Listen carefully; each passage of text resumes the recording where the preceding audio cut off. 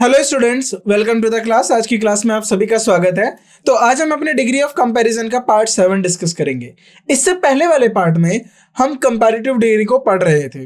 अब उसमें कुछ और टॉपिक्स जो हैं हमारी कंपैरेटिव डिग्री में बचे हैं, जो हम इस वाले पार्ट में कवर करेंगे। अब आपको मैंने स्टार्टिंग की, अगर आपको याद हो तो स्टार्टिंग की जो हमारी क्लास थी, डिग्री ऑफ कंपैरिजन की जो पहली क्लास थी, तब मैंने आपको एक ओवरव्यू दिया था कंपैरिजन को लेकर कि जब हम किसी की तुलना करते हैं तो हम किन बातों को ध्यान में रखते हैं। तो आपको पता होगा मैंने 3 डिग्री को लेकर आपसे बात की थी। वो 3 डिग्री कौन सी है? पॉजिटिव डिग्री, उसके बाद कंपैरेटिव डिग्री और देन सुपरलेटिव डिग्री। राइट, इन 3 डिग्रीज को लेकर मैंने आपके साथ चर्चा की थी, जिसमें मैंने बताया था कि जो पॉजिटिव डिग्री होता है इसमें हम क्वालिटीज को लेकर बात करते हैं। जो मेन फोकस होता है एडजेक्टिव एडवर्ब्स का होता है, यानी हम उनकी विशेषता बताते हैं जिनके साथ हम पॉजिटिव डिग्री का इस्तेमाल करते हैं। इसमें मेनली जो यूज होता है वो एडजेक्टिव या एडवर्ब यूज होगा। कंपैरेटिव डिग्री को लेकर जब हमने एक जर्नल व्यू अपना तैयार करा था तो हमने बात की थी कि दो लोगों के बीच में तुलना या दो वस्तुओं के बीच में जब हम तुलना की बात करेंगे तो हम कंपैरेटिव डिग्री का इस्तेमाल करेंगे। लेकिन आपने लास्ट पार्ट में देखा होगा हम कंपैरेटिव सिर्फ तुलना के साथ नहीं करते हैं, हम इसका ब्रॉडर यूज भी करते हैं। वो जो ब्रॉडर यूज कर हमने सीखे उनको आपको याद रखना बहुत जरूरी है, क्योंकि एग्जाम में वो बहुत ज्यादा इंपॉर्टेंट हो जाते हैं। क्योंकि एक हमारा जनरल परसेप्शन बन जाता है कि सिर्फ कंपैरेटिव्स तो दो वस्तुओं के कंपेयर करने के लिए यूज होता है। ऐसा नहीं है, उसके और भी मल्टीपल यूजेस होते हैं। हर एक कॉन्टेक्स्ट को आपको समझ के चलना है। उसके बाद आएगी हमारी सुपरलेटिव डिग्री। तो सुपरलेटिव डिग्री जो है हम अपने नेक्स्ट पार्ट में कवर करेंगे। तो अभी जो हम बात कर रहे हैं, अब हम कंपैरेटिव की बात कर रहे हैं। जैसे हमने एब्सोल्यूट कंपैरेटिव की बात करी थी, जिसके साथ हम मोर और देन का यूज नहीं करते हैं। तो इसी तरीके से आपको चीजों को समझना है, कॉन्सेप्ट को अच्छी से गहराई में समझना है, ताकि आप जो भी क्वेश्चन आपको दिखे डिग्री ऑफ कंपैरिजन पे आप उसको इजीली कर पाए। अब आगे बढ़ते हैं। तो आज के इस लेक्चर में हम किन बातों पे चर्चा करेंगे? तो आज के लेक्चर में हम कंपैरेटिव डिग्री पे ही चर्चा करेंगे, लेकिन कंपैरेटिव डिग्री के अंदर हम 3 चीजों को लेकर, मुख्य जो हमारी 3 बिंदु हैं, इन पे चर्चा की जाएगी। सबसे पहले होगा इम्प्लिसिट कंपैरिजन विदाउट देन। अगर हम किसी चीज का कंपैरिजन करें बिना देन लगाए हुए। उसके बाद double comparative error. Double comparative error क्या होती है? इसका मतलब है कि क्या हम एक साथ 2 कंपैरेटिव डिग्री का इस्तेमाल नहीं कर सकते? अगर कर सकते हैं तो क्या उसमें गलती हो सकती है? तो इन सब चीजों को लेकर, डबल कंपैरेटिव्स को लेकर, कंपैरेटिव के मल्टीपल यूज को लेकर हम आज के लेक्चर में चर्चा करेंगे। उसके साथ साथ हम comparative structure with separate characters, यानी हम और दूसरे जो कैरेक्टर्स होते हैं उनके साथ कंपैरेटिव स्ट्रक्चर्स को समझेंगे। कंपैरेटिव स्ट्रक्चर का मतलब है कि हम 2 एंटिटीज में या और 2 से ज्यादा एंटिटीज में जब हम कंपैरिजन की बात करेंगे, तुलना की बात करेंगे, तो किन कनेक्टर्स को हम यूज कर सकते हैं कंपैरिजन के तौर पे, आज इस लेक्चर में सीखेंगे। तो यानी आज का लेक्चर हमारा बहुत इंपॉर्टेंट बन जाता है, क्योंकि हम उसमें बिना देन के इम्प्लिसिट कंपैरिजन करेंगे, डबल कंपैरेटिव के एरर को सीखेंगे, right, comparative structure with separate characters के साथ भी हम इन 3 चीजों को लेकर चर्चा करेंगे, और इनके ऊपर जो हम डिटेल में एग्जाम्पल्स है उनके साथ इनको डिस्कस करेंगे। क्योंकि देखिए, कंपैरेटिव डिग्री का मतलब यही नहीं हो जाता मोर और देन यूज कर लिया, बेटर स्मार्टर फास्टर, या फिर हमने फार्दर यूज करके उसको खत्म कर दिया। नहीं, हमें इनके डिटेल ओवरव्यू को समझना है, हमें इनके डिटेल एनालिसिस को चेक करना है कि क्या है एक्चुअली यूज कंपैरेटिव डिग्री का जब हम इंग्लिश लैंग्वेज को लेकर बात करते हैं। तो आगे बढ़ते हैं। अब सबसे पहले जो हमारा कॉन्सेप्ट आता है वो आता है इम्प्लिसिट कंपैरिजन विदाउट देन। अब इम्प्लिसिट कंपैरिजन क्या है और देन किस तरीके से यूज किया जाता है, पहले हम ये समझते हैं। जब भी आप कंपैरिजन करते हैं तो आप लिखते हो ना faster than, more than, right, smarter than. तो देन जब होता है जब हम किसी दूसरे नाउन एडवर्ब, दूसरे नाउन वर्ब या किसी दूसरी एंटिटी या पर्सन को लेके आ रहे होते हैं किसी के साथ तुलना करने के लिए, तो हम देन का यूज करते हैं। लेकिन अगर हम बिना देन के बात करें तो क्या होगा? तो यही आज हमें सीखना है। It is common to express preference which implies a comparison without using then explicitly। यानी अगर हम प्रेफरेंस को एक्सप्रेस करें, express a preference, right, which implies, तो ये क्या इंप्लाई करता है कि कंपैरिजन विदाउट यूजिंग देन। सो जब भी हम एक्सप्रेस या किसी प्रेफरेंस को एक्सप्रेस करेंगे तो हम बिना देन के उसको यूज कर सकते हैं। This typically happens when we discuss our likes, dislikes, और चॉइसेस, इसी में तो आप प्रेफरेंस रखते हो, जिसको आप ज्यादा पसंद करोगे उसकी प्रेफरेंस ज्यादा होगी, जिसको कम पसंद करोगे उसकी प्रेफरेंस कम होगी। चॉइसेस में भी आपकी प्रेफरेंस मैटर करती है। बिटवीन टू थिंग्स, तो बात किस में की जा रही है, between two things. In such cases comparative form of an adjective is used to imply the comparison. तो ऐसे केसेस में हम कंपैरेटिव फॉर्म ऑफ एडजेक्टिव को यूज करते हैं किस चीज के लिए, बताने के लिए, कंपैरिजन, तुलना करने के लिए। आगे बढ़ते हैं। एग्जांपल के तौर पे अब यहाँ पर देखिए देन के बिना ही हमने प्रेफर को यूज करा। I prefer tea hot, right, I prefer tea hot. अब इसका देखिए अब इम्प्लाइड कंपैरिजन क्या होगा, आई लाइक टी हॉटर। देखिए ये हमने लिखा आई प्रेफर टी हॉट, अब इसको हम इम्प्लाइड कंपैरिजन करें। अब वो बताना चाहता है कि उसको कोल्ड टी या, अब देखिए कोल्ड टी को छोड़ के अगर हम कॉफी की बात करें, अगर आपको थोड़ा अटपटा लग रहा है, टी भी दो तरीके की होती है, कोल्ड टी होती है, हॉट टी होती है, लेमन टी होती है, ग्रास टी होती है। तो टी में भी बहुत सारे वेरिएशन होते हैं यहाँ पर, लेकिन हम किस टी की बात करें वो अभी नहीं हुआ। आपको पता होगा, काफी सुना भी होगा, देखा भी होगा, काफी लोगों को ठंडी चाय पसंद होती है, काफी लोगों को बहुत तेज गर्म चाय पसंद होती है। तो उसी तरीके से जनरली गर्म पसंद होती है, लेकिन कुछ लोग होते हैं जिनको ठंडी भी पसंद होती है। तो जब आप प्रेफरेंस की बात कर रहे हो, जब आप अपने लाइक की बात कर रहे हो, तो आई प्रेफर टी हॉट, यानी अब इसका इम्प्लाइड कंपैरिजन पढ़ें। अगर हम हॉट को हॉटर लिख दे तो आई लाइक टी हॉटर, इसका मतलब क्या हो जाएगा कि उसको जो गरम चाय वो ज्यादा पसंद है as compare to cold tea, या राइट, जो ठंडी चाय होगी कूल टी या फिर कोल्ड टी के कंपैरिजन में उसको गरम चाय ज्यादा पसंद है। तो यहाँ पर आप देख रहे हो एक कंपैरिजन की भावना की जो है व्यक्त हो रही है, लेकिन डायरेक्टली नहीं हो रहा है। हमने बिना than I like hot tea, hotter tea than cold tea, ऐसा कुछ नहीं लिखा है, सिर्फ हमने जो वर्ड्स हैं उनको सही तरीके से यूज करा है और हमने इनका कंपैरिजन दिया है बिना देन के यूज करें। She likes her coffee strong, right, she likes her coffee strong. अब मान लीजिए किसी को शी लाइक्स कॉफी स्ट्रॉन्गर, उसको कॉफी जो है ज्यादा तेज पसंद है, उसको वीक कॉफी से ज्यादा स्ट्रॉन्ग कॉफी पसंद है। They would choose a smaller house, अब इसका इम्प्लाइड कंपैरिजन क्या हो जाएगा, they would choose a house that is smaller, तो उन्होंने हाउस को चूज करा जो कि स्मॉल है, स्मॉलर हाउस या फिर स्मॉलर दैट इज स्मॉलर, यानी बिगर वन के कंपैरिजन में उन्होंने छोटा हाउस चूज करा। उसने स्ट्रॉन्ग कॉफी को चूज करा वीक कॉफी के कंपैरिजन में। तो आप कंपैरिजन में अपनी चॉइसेस की बात कर रहे हो, आप अपने लाइक की बात करो, अपने डिसलाइक की बात करोगे, तब हम देन का यूज नहीं करेंगे। He reads more slowly to understand the text better. देखिए स्लोली, मोर और टेक्स्ट बेटर, अगर हम इसका इम्प्लाइड कंपैरिजन बनाए, he reads more slowly to understand, अब देखिए ही रीड मोर स्लोली, अब ध्यान से हो गया, देन रीडिंग फास्ट, वो स्लोली पढ़ना चाहता है। टू अंडरस्टैंड बेटर, तो फास्ट की जगह उसने स्लो को कंपेयर करा, यानी स्लो को प्रेफरेंस दिया, स्लो को ज्यादा लाइक करा कि अगर वो धीरे पढ़ेगा तो चीजों को अच्छे से समझ सकता है। आगे द डबल कंपैरेटिव्स, अगर डबल कंपैरेटिव्स का किस तरीके से इस्तेमाल किया जा सकता है और हम एरर कैसे जज करेंगे डबल कंपैरेटिव्स में। देखिए सबसे पहली बात, कंपैरेटिव ही, अगर जो कंपैरेटिव वर्ड होता है वो अपने आप में सक्षम होता है आपको कंपैरिजन करने के लिए। कैसे, समझिए, अगर मैं बात करूं कि यह बिल्डिंग उससे ऊंची है, तो अगर बिल्डिंग ए, सपोज यहां समझिए, अगर एक कोई बिल्डिंग है, ये एक बिल्डिंग हो गई और दूसरी बिल्डिंग है, ये ए है और बी है, मैं बोलता हूं B is taller than A, B A से टॉलर है। अब देखिए, अब मैं इसको बोल देता हूं 1 और 2, 2 इज बिगर देन 1। मान लीजिए हम यहां पर एक केक बना देते हैं, राइट,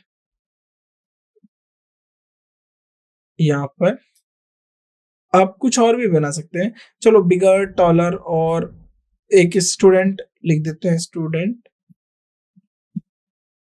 ए, इसके मार्क्स हैं 80%, स्टूडेंट बी, इसके मार्क्स हैं 94%। अब मैंने लिख दिया बी इज स्मार्टर देन, या वाइजर देन भी लिख सकते हो, स्मार्टर देन ए, राइट। तो अब ये 3 एग्जांपल्स आपको देखे यहाँ पर, अगर आपने ये 3 एग्जांपल्स देखे तो मैं इनको मार्क कर देता हूँ, 1 2 3। अब ये 3 कंडीशन देखिए, ध्यान से देखिए इसको। अब यहाँ पर बताइए, मैंने यूज करा कि ए जो है छोटी है बी से या फिर बी ए से बड़ी है, तो कंपैरेटिव यूज हो गया टॉलर। 2 1 से बड़ा है तो कंपैरेटिव यूज हो गया बिगर। ए बी ए से ज्यादा स्मार्ट है, अब आपका यहाँ पर कंपैरेटिव क्या हो गया, स्मार्टर, राइट। कंपैरेटिव क्या हो गया, स्मार्टर। तो ध्यान देने वाली बात क्या है, दो चीजों के बीच में हमने कंपैरिजन की बात करी और कंपैरिजन में हमने बता दिया कि एक दूसरे से ज्यादा है। जब एक दूसरे से ज्यादा है तो एक ही कंपैरिजन में बताया जा रहा है कि एक डिग्री, एक ही कंपैरेटिव डिग्री से हम बता दे रहे हैं कि उसमें वह क्वालिटी उससे ज्यादा है। अगर उसमें वह क्वालिटी उससे ज्यादा है तो हम डबल कंपैरेटिव का यूज क्यों करते हैं, अगर करेंगे तो एरर क्यों आएगी, ये समझिए। Double comparative refer to the erroneous use of two comparative structure in a conjunction with one another only one is a needed. In a conjunction का मतलब क्या है, अगर आप सेम क्लॉज की बात कर रहे हो, उसके अंदर आपने दो कंपैरेटिव यूज कर लिया, अगर मैं वहां पर ये लिख देता B is more taller than A, ये गलत हो जाता। मोर भी और टॉलर भी दोनों कंपैरेटिव डिग्री है तो यहाँ पर एरर आ जाती। तो ये चीजें आपको ध्यान देनी है। और एग्जाम पॉइंट ऑफ व्यू से ये जो आप कंसेप्ट सीख रहे हो इस वक्त, डबल कंपैरेटिव, ये बहुत इंपॉर्टेंट है। यहाँ से क्वेश्चन पूछे जाते हैं आपके, ये इंपॉर्टेंट कॉन्सेप्ट हो जाता है, ये exam point of view, right. EP. आगे बढ़ते हैं। अब देखिए किस तरीके से एरर आएगी। She is more prettier than her sister. Again more क्या होता है, कंपैरेटिव। प्रीटियर जो है ये हमारा कंपैरेटिव डिग्री है, राइट। आपको पता होगा, मैंने बताया था ER जो फॉर्म होती है ये हम कंपैरेटिव डिग्री की बात करते हैं, कंपैरेटिव डिग्री की बात करते हैं, राइट। अगर ER कंपैरेटिव डिग्री की बात करते हैं तो मोर भी कंपैरेटिव होता है, तो यहाँ पर हम मोर को यूज नहीं करेंगे। She is prettier than her sister, वह अपनी सिस्टर से ज्यादा प्यारी है। The exam was more easier than the last one. अब देखिए मोर इजियर का मतलब सिंपल ये कह सकते हो कि एग्जाम जो है वो आसान था पिछले साल से। मोर इजियर इंग्लिश में ये कोई सेंसलेस बात हो जाएगी, यहाँ पर ये एरर आ जाएगा। This exam was easier than the last one, so यहाँ more नहीं आएगा, सिर्फ easier यूज होगा। आगे बढ़ते हैं। he is more smarter than he looks, तो यहाँ पर again more नहीं आएगा। अब यहाँ पर देखिए ऐसे लिख सकते हैं, more किसके साथ हो सकता है, more intelligent, right, intelligent more लिख सकते हो आप, right, इसके साथ आ सकता है। क्यों आ सकता है इंटेलिजेंट के साथ मोर आ सकता है, क्योंकि इंटेलिजेंट का कंपैरेटिव फॉर्म नहीं होता। तो मोर हम अगर किन्हीं वर्ब्स का या किन्हीं एडजेक्टिव्स का कंपैरेटिव फॉर्म्स नहीं होता, राइट, तो हम उनके साथ क्या यूज कर लेते हैं, मोर।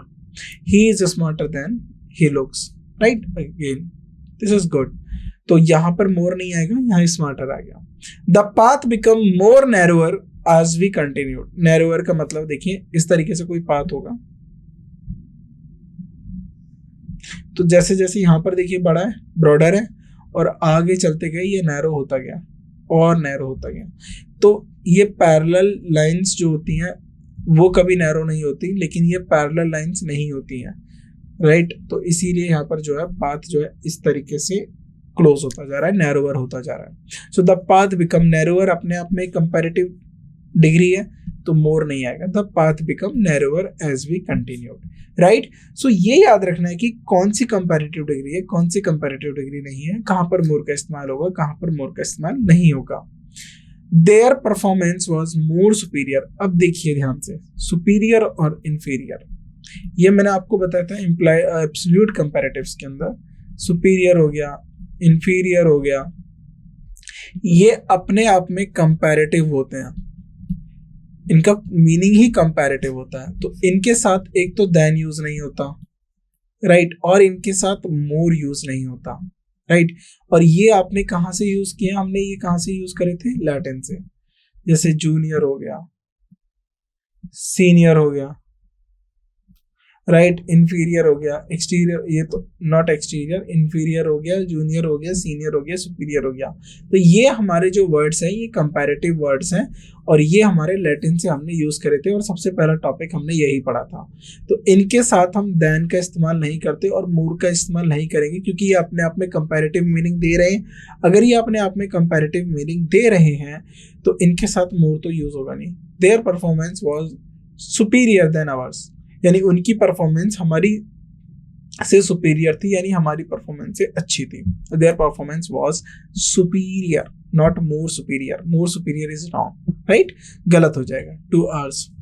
सो इन ईच करेक्टेड सेंटेंस, तो देखिए जो हमने करेक्ट सेंटेंसेस को करेक्ट किया उसमें the proper comparative form is used, हमने प्रॉपर कंपैरेटिव फॉर्म का यूज करा है और लेकिन उनके साथ मोर यूज हो रहा था जो कि रिडंडेंट है यानी अननेसेसरी यूज है, राइट। इसको हम यूज नहीं करेंगे। जैसे प्रीटियर हो गया, इजियर हो गया, स्मार्टर हो गया और नैरोअर हो गया, ये अपने आप में कंपैरेटिव फॉर्म्स होते हैं, राइट। और superior is a non gradable adjective, यानी ये नॉन ग्रेडेबल है। आप ग्रेडेबल का मतलब क्या होता है, जैसे आपने प्रीटी को प्रीटियर प्रीटिएस्ट कर दिया, सुपीरियर को ना सुपीरियरेस्ट कर सकते, ना इसका कोई पॉजिटिव फॉर्म बना सकते, ना कोई इसका सुपरलेटिव फॉर्म बना सकते। जैसे easy, easier, easiest, smart, smarter, smartest, narrow, narrower, narrowest.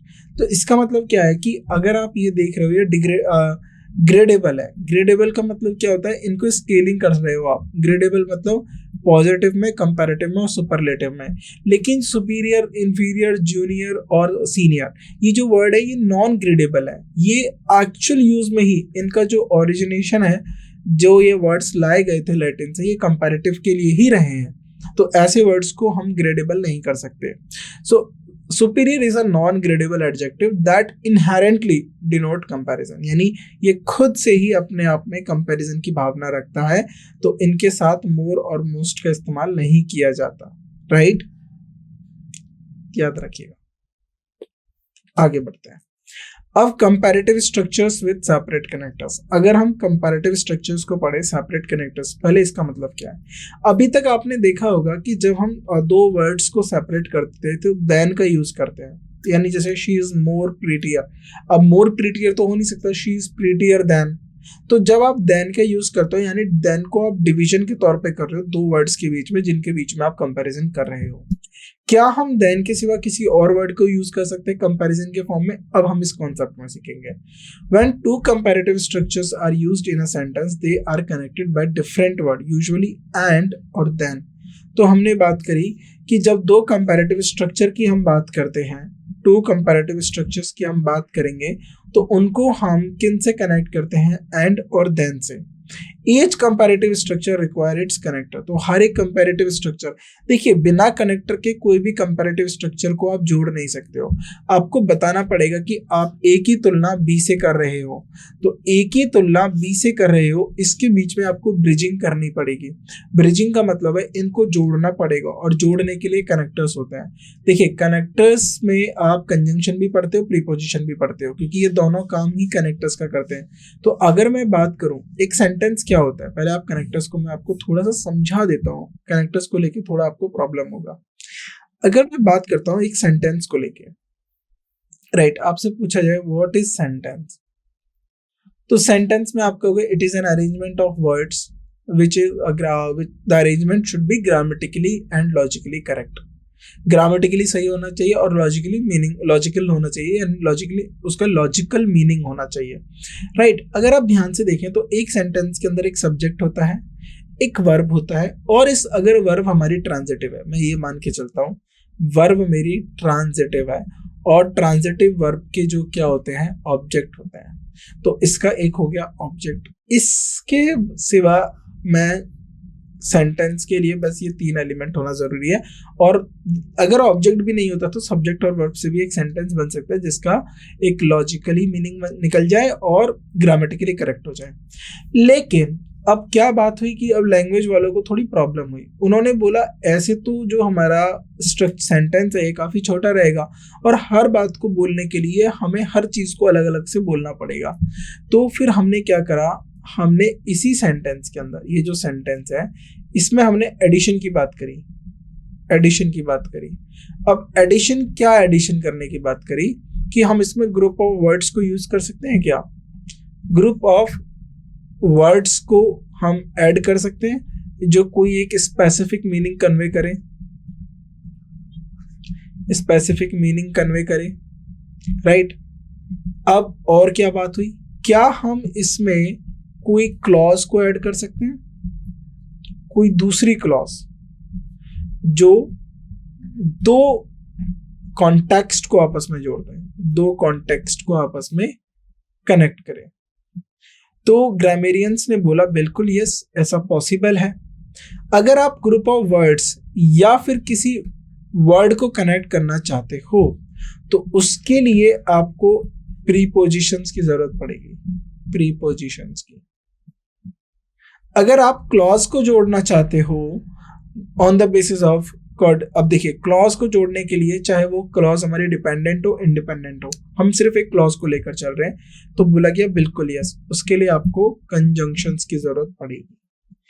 तो कनेक्टर्स दो निकल के आए। अब जरा ध्यान से देखिए कंजंक्शन और प्रीपोजिशन क्या कर रहे हैं। ये किसी भी सेंटेंस में, आपके सेंटेंस में एडिशनल इंफॉर्मेशन प्रोवाइड कर रहे हैं, एडिशनल इंफॉर्मेशन प्रोवाइड कर रहे हैं। और जो ये एडिशनल इंफॉर्मेशन आपको दी जा रही है ये एक मीनिंगफुल इंफॉर्मेशन है, मीनिंगफुल इंफॉर्मेशन है।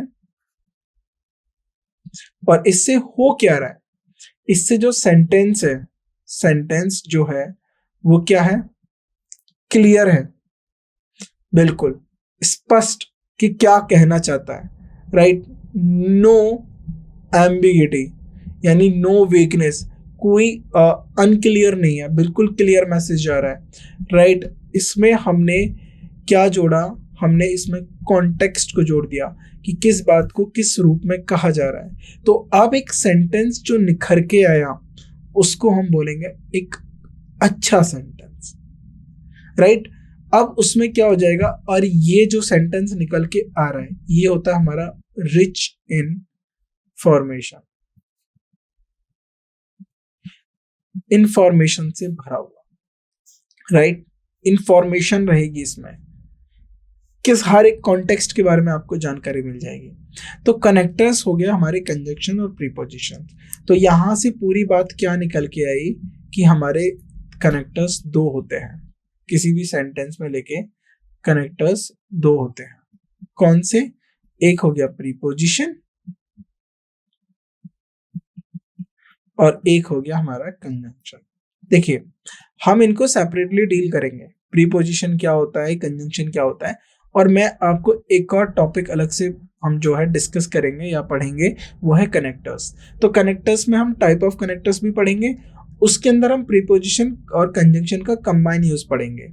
मान लीजिए अगर हमें कारण बताना हो तो कारण बताने के लिए प्रीपोजिशन कौन सा यूज होता है, कंजंक्शन कौन सा यूज होता है, राइट।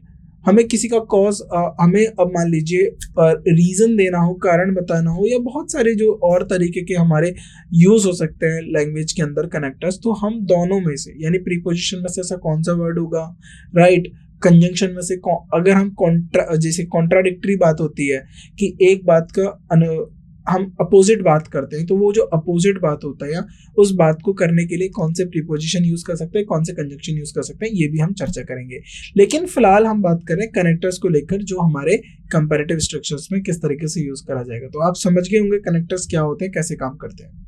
तो each comparative structure require it's connector. तो हर एक कंपैरेटिव स्ट्रक्चर को अपना एक कनेक्टर चाहिए होता है ताकि वो सेपरेटली आपको grammatically integrity of the sentence maintain कर पाए। यानी अगर आप किसी की ए अच्छा है बी की तुलना में, तो ए अच्छा है बी की तुलना में, तो ए और बी को जोड़ने के लिए होने चाहिए दो।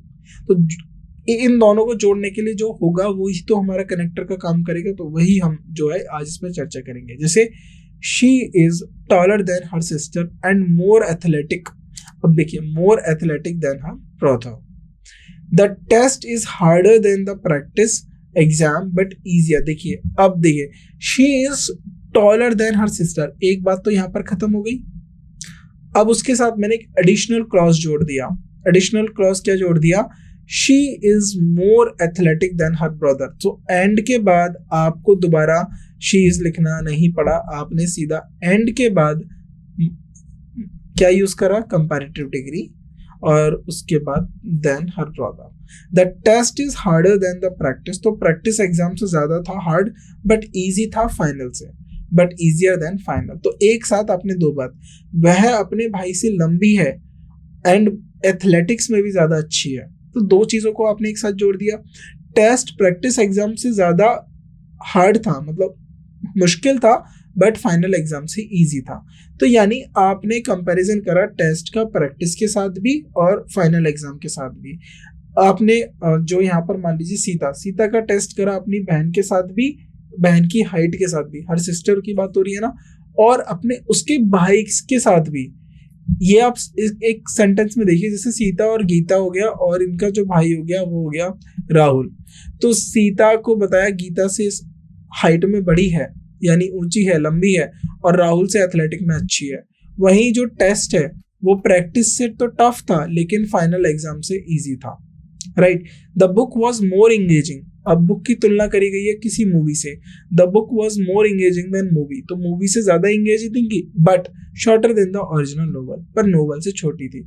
तो आप देख रहे हो एक ही वर्ड को आपने दो अलग अलग लोगों से कंपेयर कर दिया, और इस कंपैरिजन को करने के लिए आपको क्या यूज करना पड़ा, इस कंपैरिजन को करने के लिए आपको जो यूज करना पड़ा वो एक कंजंक्शन और उसके बाद बट, राइट, येट। तो आपको कंजंक्शंस यूज करने पड़े। कंजंक्शन के साथ जो आपने अपने कंपैरेटिव डिग्री यूज करा वो अलग बात हो गई। He works faster than his colleagues, तो उसकी तुलना मान लीजिए थर्ड पर्सन है, थर्ड पर्सन की तुलना उसके कलीग्स के साथ हो रही है, एंड मोर मेटिकुलियसली देन हिज प्रेसिडियर्स, और जो उसके प्रेडिसर्स थे, जो पहले जो थे, उनसे तुलना की जा रही है। The weather today is colder, तो आज के वेदर की तुलना करी जा रही है कल से, यस्टरडे के वेदर से, but sunnier than the last week, और लास्ट वीक से। तो आज का जो वेदर है वो ठंडा है कल के वेदर से, बट धूप निकली हुई है, सनियर है। तो आपने देखा होगा कि मौसम ठंडा रहता है विंटर्स के टाइम, सर्दियों के टाइम, और लेकिन धूप भी रहती है, थोड़ा ठंडापन भी रहता है। तो ऐसी कुछ बात हो रही है। तो एक ही बात को आप दो अलग अलग कॉन्टेक्स्ट में कंपेयर कर रहे हो, और कंपेयर करने के लिए आपको फिर अलग क्लॉजेस हो गई। अब दो अलग क्लॉजेस हो गई, मैंने आपको बताया कि जब आप दो कनेक्ट करोगे तो दो चीज़ों की हेल्प लोगे, एक तो प्रीपोजिशन और दूसरा आपको कंजंक्शन। तो यहाँ पर दो अलग अलग क्लॉजेस के लिए आप कनेक्ट कर रहे हो, तो उनके लिए आपको कंजंक्शन का इस्तेमाल करना पड़ रहा है, राइट। तो जैसे यहाँ पर एंड हो गया और यहाँ पर बट हो गया। Now comparatively and comparative degree, तो what is the difference between comparatively और कंपैरेटिव डिग्री के बीच में क्या अंतर होता है ये और समझते हैं। When comparatively is used before an adjective, तो किसी एडजेक्टिव से पहले अगर हम कंपैरेटिवली को यूज करते हैं, सो एडजेक्टिव जो होता है वो पॉजिटिव डिग्री में ही रहता है, वो जो कंपैरिजन में नहीं बदलता। हाउएवर इफ कंपेयर टू, अगर हम बात करें compare to, as compare to और in comparison to follows the adjective, then the adjective should be in comparative degree. compare to use करोगे, as compare to यूज करोगे और comparison to यूज करोगे। इसके बाद अगर आपने कोई भी adjective यूज करा, इन तीनों वर्ड्स के साथ अगर आपने कोई भी adjective यूज करा, ये adjective किस में बदल जाएगा, comparative degree में, right? Using comparatively before an adjective, अगर हम किसी एडजेक्टिव से पहले कंपैरेटिवली का यूज करें तो कैसे होगा, when the adverb comparatively is used before an adjective, it means you are making a relative comparison. आप क्या बना रहे हो, एक relative comparison, but the adjective itself remains a positive degree.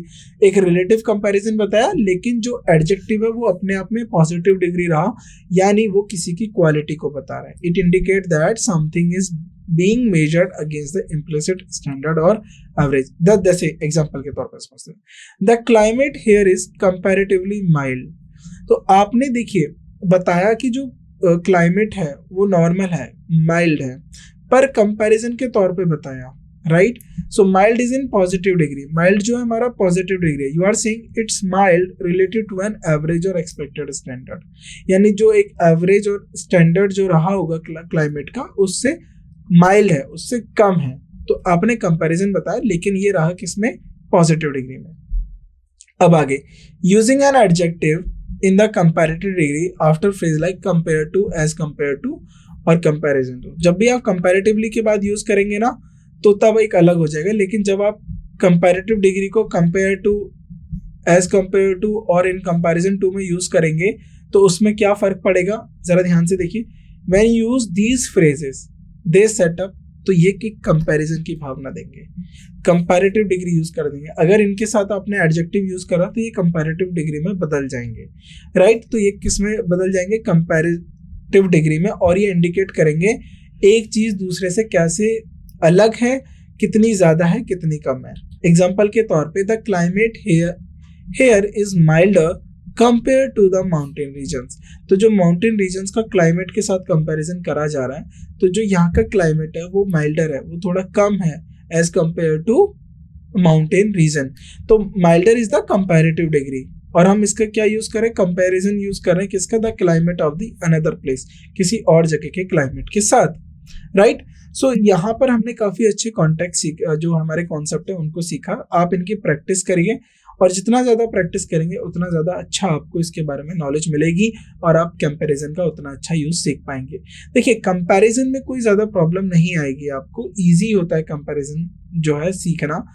लेकिन ये है कि अगर आप उसको रेगुलर बेसिस पे रिवाइज करोगे, अपने क्वेश्चंस के साथ जाओगे, तब आप रीडिंग भी करिए। आप अगर रीडिंग करेंगे तो जो ये कॉन्सेप्ट्स आप सीख रहे हो, ये जो आपने अभी कॉन्सेप्ट सीखे, ये आपके स्ट्रांग हो जाएंगे, राइट। आपको नए वर्ड्स मिलेंगे, वोकैबुलरी आपकी बढ़ेगी, राइट। आपका रीडिंग कॉम्प्रिहेंशन अच्छा होगा। देखिए, रीडिंग करने से क्या होता है, जब आप ग्रामर पढ़ रहे हो और उसके साथ अगर आप रीडिंग कर रहे हो, तो जो आपके फंडामेंटल्स हैं, राइट, अभी हम बहुत बेसिक्स की बात कर रहे हैं और उसके बाद थोड़ा एडवांस टॉपिक्स पढ़ते हैं, तो जो आपके फंडामेंटल्स हैं रीडिंग के साथ वो आपके स्ट्रांग होने लगते हैं, रीडिंग के साथ वो आपके स्ट्रांग होने लगते हैं। मान लीजिए आपने नाउन पढ़ा, तो अगर आप नाउन पढ़ोगे तो आपकी जो अनकॉन्शियस माइंड होता है, सबकॉन्शियसली आप नाउन को देखते रहोगे एक पैराग्राफ में, ये भी नाउन है, ये भी नाउन है, ये भी नाउन है, ये भी नाउन है। तो अब आप समझ जाओगे कि नाउन का जो यूज है या तो सब्जेक्ट के तौर पे होगा या ऑब्जेक्ट के तौर पे होगा। तो अगर आपको वो ऑब्जेक्ट किसी का दिखा नहीं तो वो सब्जेक्ट है, अगर वो सब्जेक्ट है तो आपको पता चल जाएगा कि किसके बारे में बात हो रही है, राइट। तो जब किसके बारे में बात हो रही है और क्या बात हो रही है, तो जब आपको ये चीजें पता लगने लगेंगी, फिर आप रिलेशन ढूंढोगे। अच्छा, इसके बारे में बात हो रही है, सपोज एक टॉपिक आ गया हमारा कोई आर्टिफिशियल इंटेलिजेंस को लेके, एआई को लेके, तो अब आप ढूंढोगे पैराग्राफ में एआई को लेके ये बात हुई, एआई को लेके ये बात हुई, ये इसके लिए एडजेक्टिव यूज हुआ, ओके, ये इसको कंजंक्शन की तरह ये जोड़ा गया। तो इससे क्या हो जाएगा कि फिर आपको यूज आने लगेगा और आप लैंग्वेज से रूबरू होने लगेंगे। रूबरू होने का मतलब है कि आपको लैंग्वेज के यूजेस के बारे में पता चलने लगेगा। तो इसी तरीके से इनको पढ़िए और कोशिश करिए कि आपको चीजें क्लियर हों। अगर आप क्लियरिटी के साथ पढ़ेंगे, आप हर एक चीज को एप्लीकेशन बेस पे होके पढ़ेंगे, जो आपने सीखा उसको आपने किताबों में ढूंढा, टेक्स्ट में ढूंढा, राइट, और आर्टिकल्स पढ़े, तो आपको चीजें आसानी से क्लियर हो जाएंगी और एग्जाम आपका इजीली बन जाएगा। तो कोशिश करिए आप चीजों को अच्छे से सीखें, उनको समझें। बाकी की जो बातें हैं हम अपने नेक्स्ट लेक्चर में करेंगे, और जो बाकी के जो और भी जो हमारे जो कॉन्सेप्ट्स हैं सुपरलेटिव को लेकर, वो हम अपने नेक्स्ट लेक्चर में डिस्कस करते हैं। तो आज के लेक्चर के लिए बस इतना ही। Thank you so much.